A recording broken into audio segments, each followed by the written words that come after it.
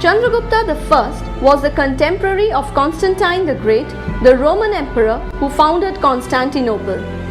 During the times of the later Guptas, the Roman Empire split up into the eastern and western, and the western was ultimately overthrown by the northern barbarian tribes. Thus, just about the time when the Roman Empire was weakening, India had a very powerful state with great generals and mighty armies. This was an extract from a letter written by Pandit Jawaharlal Nehru to his daughter Indira from Naini Central Jail. As the letter says, in the beginning of 4th century AD, while Rome was disintegrating, India witnessed the rise of a consolidated imperial power in the Guptas. The initiation of Gupta dynasty marked the beginning of a second empire in India. As a young researcher, I have been working on the Guptas for the past 2 years, and I feel that just as we have enough reasons to look up to the West today, there was a time in history when the West also had enough reasons to look up to us. Not surprisingly, therefore, several historians and scholars have asserted the Gupta age as the classical age of Indian history or even the golden age. It was a time when Indian art, culture and literature attained impressive standards. However, there is a controversy on the early history, origin and establishment of the Gupta Empire. In the writings of Professor D.N. Jha, we find that the eclipse of the Kushanas in North India and of the Satavahanas in the Deccan in the 3rd century ushered in a period of political atomism and paved the way for the emergence of several minor powers and new ruling families. It was in this situation that the Guptas laid the foundation of an empire.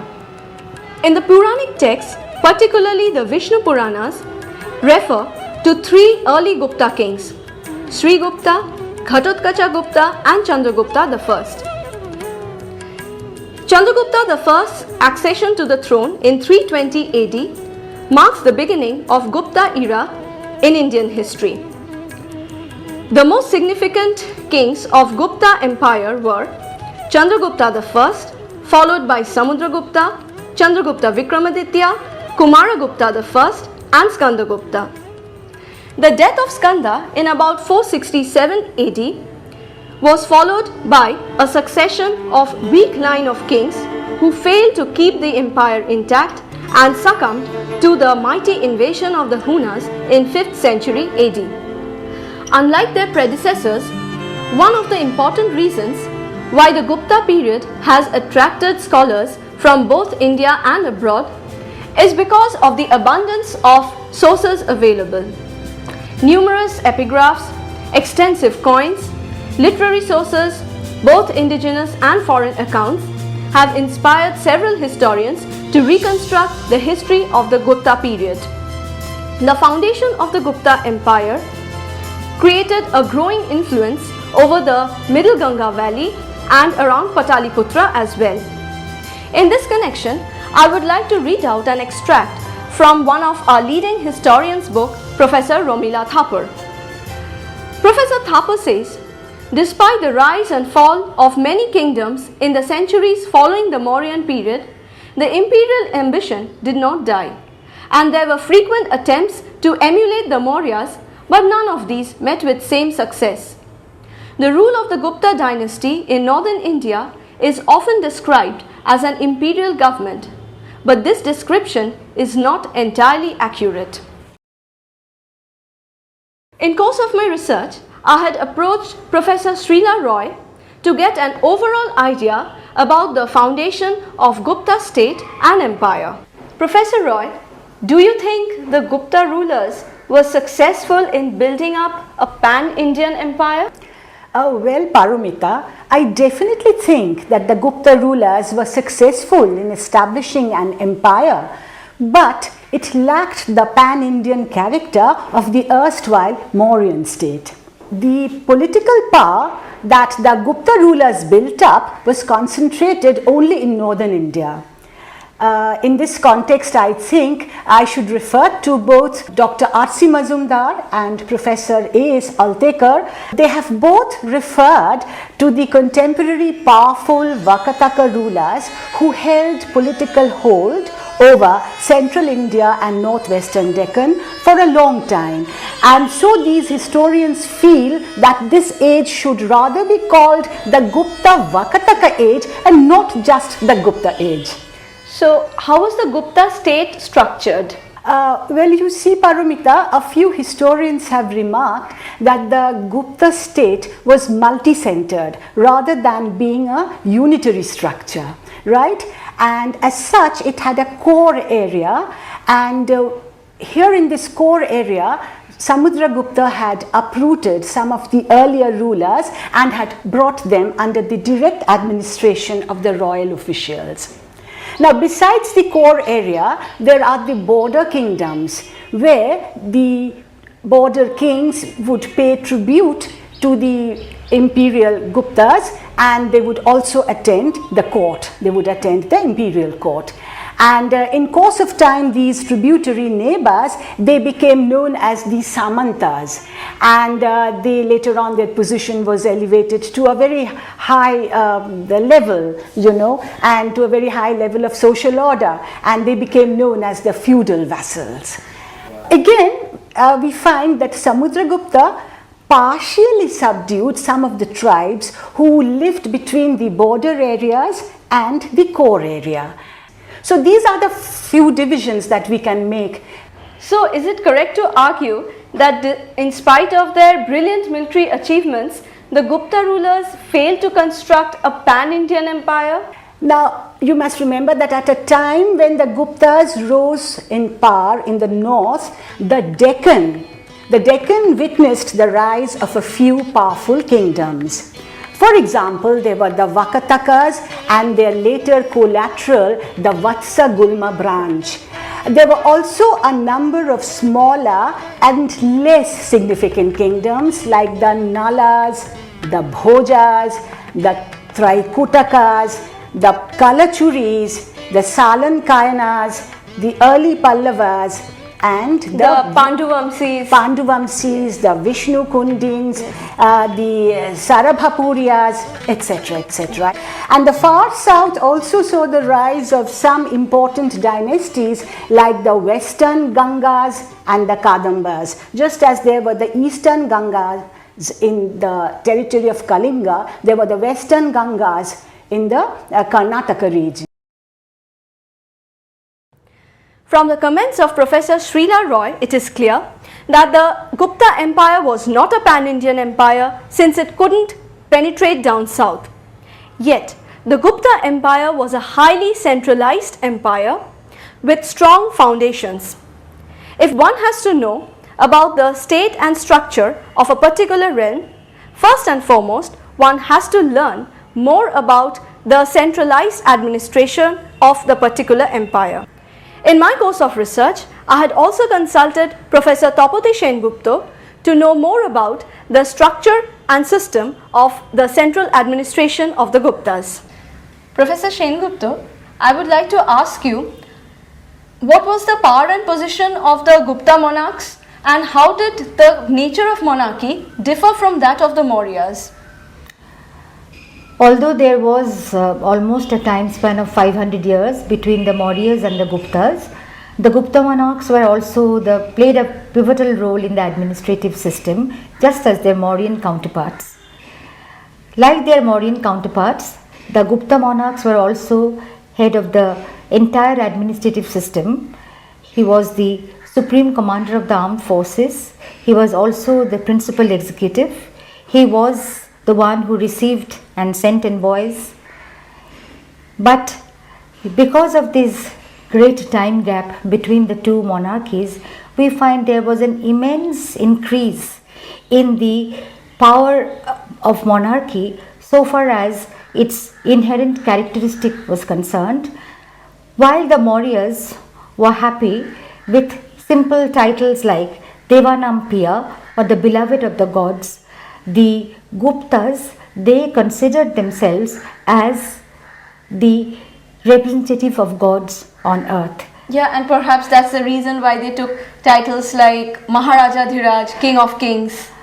Yes, they took titles like Maharaja Dhiraja, but the titles like Parama Daivata, Parama Bhagavata, these indicate the emphasis on the divine element of the kings.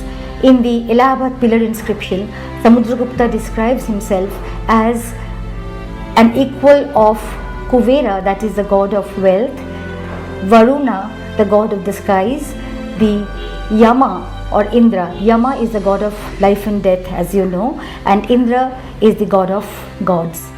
So this shows that there has been an evolution in the concept of the monarchy in these 500 years, and that is a very important change in monarchy that had taken place. But like their Mauryan counterparts, again the king was the pivot of the administrative system, and the institution of monarchy was considered as the only kind of administrative system even in the Gupta period. So what was their mode of succession? Most of the times the reigning monarch selected his successor, but it was not always honored after the death of the reigning monarch, and that is why we find that parallel branches of the main line were established at times. Another very important factor, that the personal prowess of the monarch, that was emphasized in the time of the Guptas, and the titles that they took, Parama Bhattaraka, Parama Daivata, Vagravala Parakrama, Vikramaditya, these are the indications that the personal prowess of the monarch played a very important role in the making of the Gupta monarchy. And unlike their Mauryan counterparts who adhered to the heterodox religions, the Gupta kings were Brahmanical monarchs, and it is because of their Brahmanical faith that they performed many sacrifices, of which the Ashwamedha was very important, and they strongly believed that the performance of these sacrifices would bestow greater power in them, which might have some mystical elements. What was the arrangement like at the center, the administrative arrangement? Yes, just as Kautilya had said that a single wheel cannot move, that the king always needs other officials to help him in his administration. In the Gupta period also we find a number of manifestations of this.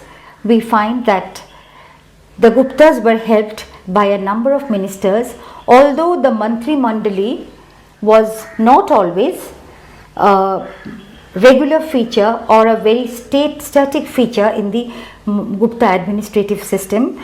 We find a number of ministers, and these ministers or these commanders of the armed forces, we always find the epithet Maha attached to their names or to their offices, which indicates the importance of the office in the administrative system. So we find Maha Sandhi Vigrahika, Maha Dandanayaka, these are the officials who helped the Guptas. Although the Gupta king was a supreme commander of the armed forces, he was also the head of the judicial administration. In the Mauryan period we find the system of punishment, that was very strict. That was almost inhuman in the Mauryan period, but we find a great deal of laxity in the time of the Guptas. And we need not think that because the Guptas were immensely powerful, that there was no check on their power. They were also very much controlled by the Shastras, the existing laws of the land.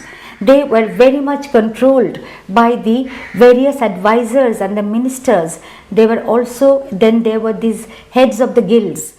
The guilds played a very important role in the Gupta economy, and the heads of the guilds had great control or great influence, we should say, over the king. So what was the mode of appointment to these officers? Although in the Gupta period we find that there was no formal examinations for the appointment of officials to different posts, there was a great deal of hereditary element in the Gupta period. Like the Kumara was the highest official from the royal family who would be sent to the provincial posts, the Yuvaraja who would succeed the father, and we find that the sons of various officials, they would be appointed to the position which their fathers held. But although being Brahmanical, the Guptas did not make any discrimination on the basis of religion for the appointment to various posts. Like Virasena, who was the commander-in-chief of Chandragupta, was a Buddhist. And at the same time, appointment of the same person to different offices were also made. Like Harisena, he was the commander-in-chief of the Gupta army in some expeditions. This Harisena became a court poet, and for some time he also held very important position in the royal kitchen. So offices were interchangeable. There was no religious bias in the administration, in the appointment of officials, and also the hereditary element played an important role. So what was the position of the queens, and did they enjoy any kind of political prominence in the Gupta polity?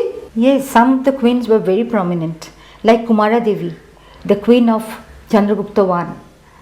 She was the daughter of the Lichavi family, and the Lichavis are politically very important, and this alliance was considered to be very important for the Guptas, and they celebrated this alliance by minting gold coins with Chandragupta I and Kumara Devi standing together, and with the epithet that Lakshmi Lichavaya, or the Lakshmi which was given by the Lichavis to the Guptas.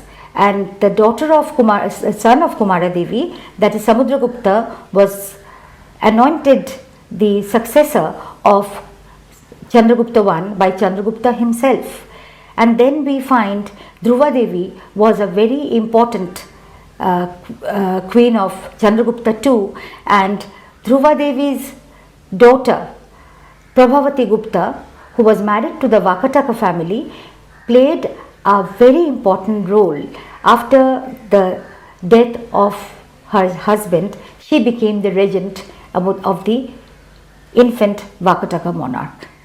But we do not find that the queen played any important or vital role in the administrative decisions of the Guptas. From the insights of Professor Tapati Sengupta, we come to know that the Gupta administration had a highly monarchical setup, yet the monarchs were not absolute despots. There was a considerable check on their powers, governed by the Brahmanical institutions, the Shastras and other laws of the land. On the other hand, the Guptas also had a pronounced provincial administrative setup.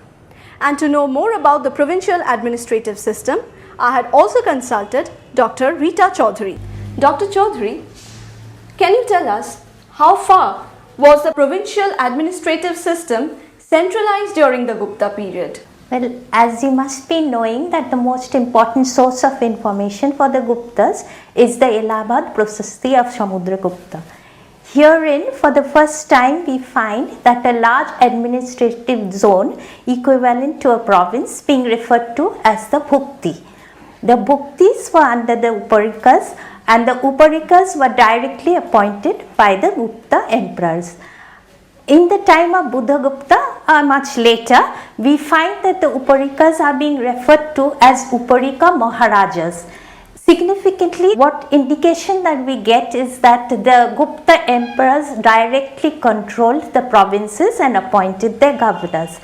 But at the same time, at the lower level of administration, we find considerable amount of decentralization.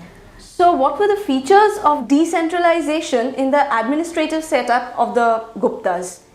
Districts in the Gupta administration were known as Vishayas, and these Vishayas were ruled by the Vishayapatis, who were appointed by the Uparikas. The Uparikas themselves were being appointed by the Gupta emperor themselves. Now in these districts, the form of administration is to be known from the inscriptions that we get from the various regions, and they do not represent a standardized form.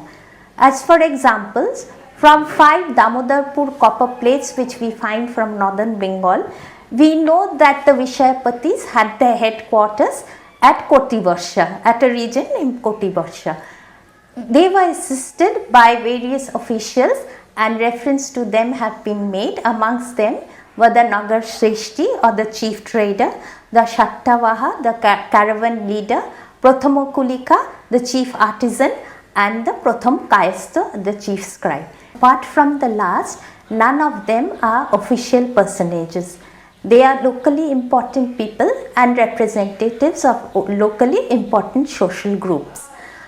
The Guptas are credited with the inclusion of non-officials in the district board. What their functions were is not clear, but at least we know that they were important enough because they were informed and applied during land transactions. In other inscriptions found from northern Bengal, we find references to 2 important rural social communities. They were the Mohattaras and the Kutumbins. Both of them were well-to-do agriculturists, but from Gupta plates it is clear that the Mohattaras were more important than the Kutumbins. Next we go to the administration at a lower level.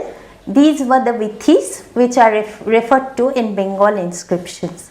The Vithis were an administrative tier over several villages, and in this way they integrated the village rural setup into the political administrative setup of the Guptas. Herein too we find mention of the Bithi Kulika or the local artisan. So maybe over here also where the non-officials were integrated into the administrative setup. Another important group that is mentioned here is the Ashto Kulodi Karono or the Gramastho Kulodi Karono. Literally it may mean representatives of 8 leading families, and thus they were non-officials, but alternatively some scholars have also said that they were local level officers and hence government personages. But an in-depth study into the inscriptions make it clear that non-officials were integrated into their structure, and so it can be said that in the district and in the lower levels of administration, the Guptas appointed non-officials in the work of administration, and large part of the administration was dependent on them. So what was the level of dependence? With regard to the Ashtokulodhi Karono, it can be said that it was a supra-local body who provided an interconnection between the villages which were under them, and also provided linkages with the upper strata of administration. This process of decentralization, albeit necessitated by new socio-economic factors, was a new experiment of the Guptas. They provided an expression of local aspirations, and as they provided connection with the apex local body and the local level administration.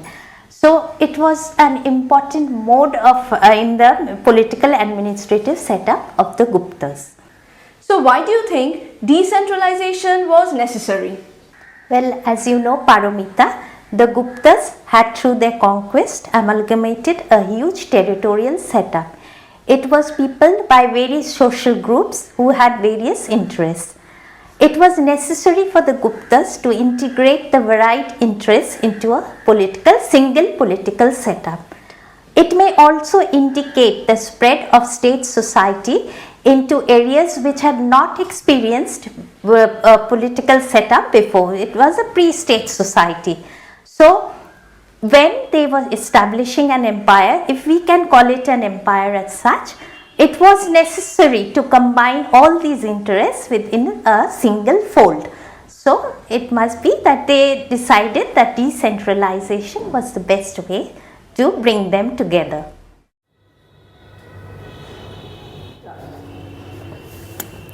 Now, after consulting three eminent scholars on Gupta state and administration, one can make three significant observations on the Gupta Empire.